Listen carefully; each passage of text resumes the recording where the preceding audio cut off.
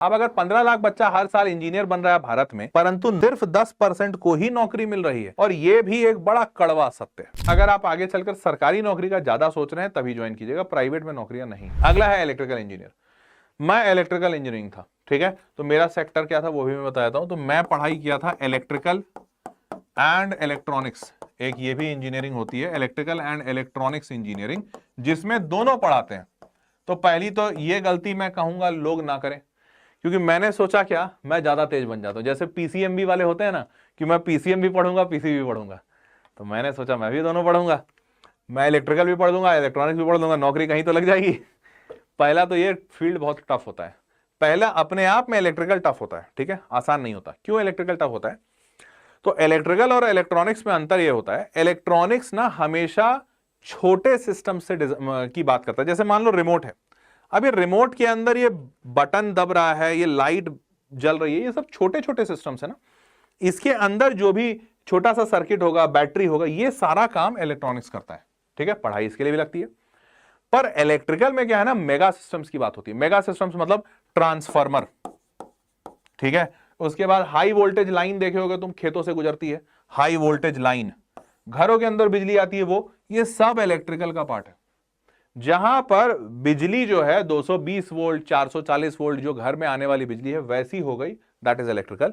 जहां पर बिजली की बात 12 वोल्ट 9 वोल्ट 6 वोल्ट कम बिजली की बात हो रही है, डीसी की बात हो रही है, दैट इज इलेक्ट्रॉनिक्स।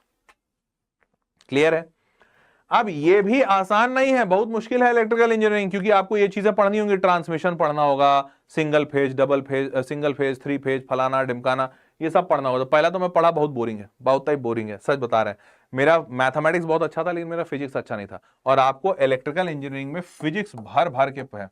इनफैक्ट यूं कह लो मैथमेटिक्स से ज्यादा आपका फिजिक्स है, बहुत फिजिक्स पढ़ना है। इलेक्ट्रॉनिक्स में भी फिजिक्स है और इसमें तो है ही है, और मेरा फिजिक्स कभी अच्छा नहीं था, तो मेरे को इसमें मजा तो बिल्कुल नहीं आया, मैं बहुत रिग्रेट मारा।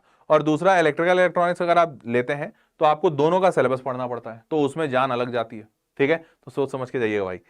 अब इलेक्ट्रिकल बता ही दिया आपको, जैसे बड़े बड़े सिस्टम्स आप डिजाइन करते हैं, पावर ट्रांसफार्मर, ये सारी चीजें, तो ये सब आप इसमें डिजाइन करते हो।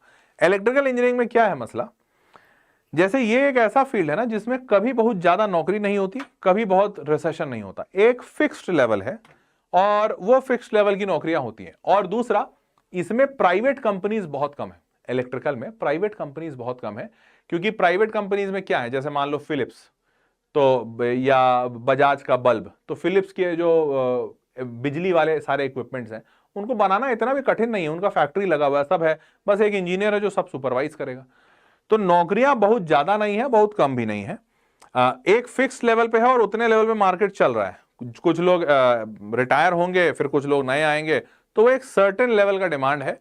तो यहां पर मैं बच्चों को कभी नहीं सजेस्ट करता, अनटिल अनलेस आपकी बहुत दीवानगी ना हो, आप ऐसे फील्ड को मत ज्वाइन कीजिएगा, ठीक है। इलेक्ट्रिकल के लिए मैं पर्सनली बोलूंगा, क्योंकि मैं खुद ही इसका भुक्तभोगी हूं।